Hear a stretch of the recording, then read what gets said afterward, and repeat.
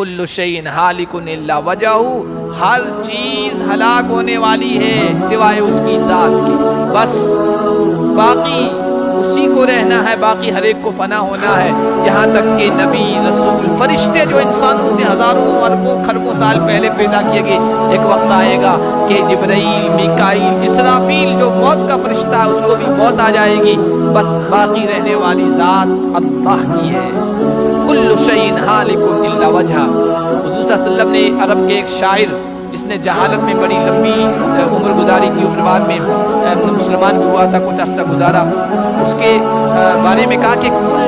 کلمۃ قالها العرب، سب سے سچا کلمہ، سب سے صداقت والا کلمہ یا شعر جو کسی عرب شاعر نے کہا وہ لبید کا قول ہے۔ لبید نے کہا تھا الا کل شیء ما خلا اللہ باطل وکل نعیم لا محالۃ زائل، سنو اللہ کی ذات کے علاوہ سب کو ختم ہونا ہے، اور ہر نعمت جو تمہیں ملی ہوئی ہے اس کا انجام ایک نہ ایک دن فنا ہونا ہے، ختم ہونا ہے۔ ایک دوسرا شعر بھی کہا وکل نعیم انت فیہ غرور و حسرہ، ہر نعمت، ہر اچھی حالت جس میں تم ہو یہ دھوکہ ہے اور ایک دن حسرت کا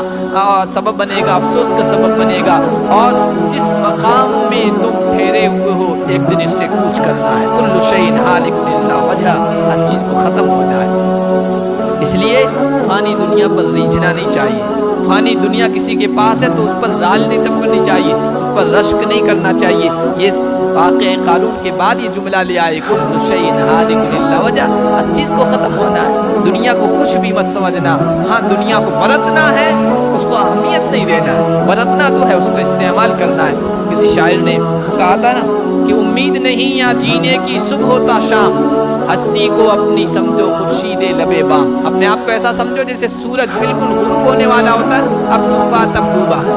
ہستی کو اپنے سمجھو خورشید لب بام،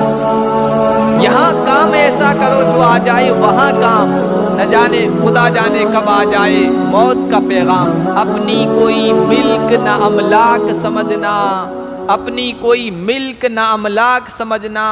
ہونا ہے خاک تمہیں سب خاک سمجھنا، کل شیء ہالک الا وجہہ لہ الحکم، اسی کا حکم چلتا ہے، اسی کا فیصلہ چلتا ہے، اسی کی حکومت ہے، اور سب کو اسی کی طرف لوٹ کے جانا